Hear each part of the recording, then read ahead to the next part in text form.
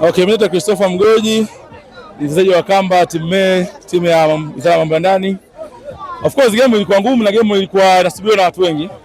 Lakini tunamshukuru Mungu kwa sababu hii michuano tunaijua na tumeshiriki kwa muda mrefu, lakini mazoezi na kujituma ndio kitu ambacho kimetupa uwezo wa kufanya maajabu. Yao tu.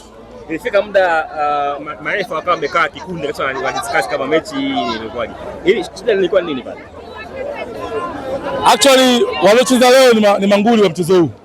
Kwa hiyo vumalabavu katika mbinu mbalimbali kulikuwepo. Kwa hiyo nadhani mbinu ambazo zitumika za mchezo zisababisha makocha pia waende marefari waende wakajadili kwa kina kuhusiana na ule uamuzi.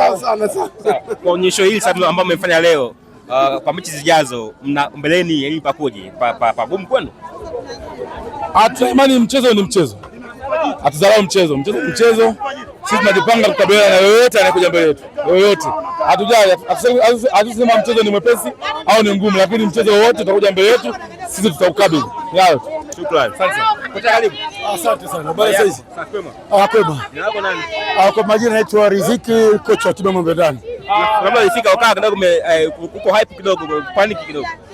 Sio kama nilipaniki. Unajua wenzetu wanapata ushindi kwa ujanja sana. Kwa sababu ni timu ambayo tunajua nao. Sasa kwanza tafuta ushindi na tuko kundi moja na ndio maana tukao tuwabishi pale. Hivi sifa ya kushiriki mchezo huu utakuwa uwe mtu aina gani? Kwanza tukio fiziki.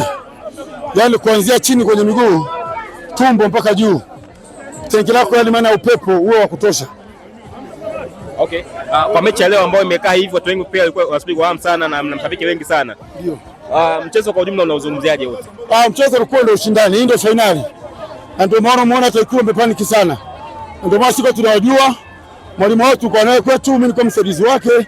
Kwa leo alikuwa anakutana walimu wote. Na ndio maana akasema acha tumuonyeshe. Naona. Sawa. Wape salamu. Salamu yetu ni kwamba mapambano bado hayajaisha mpaka aishe machozi damu na jasho.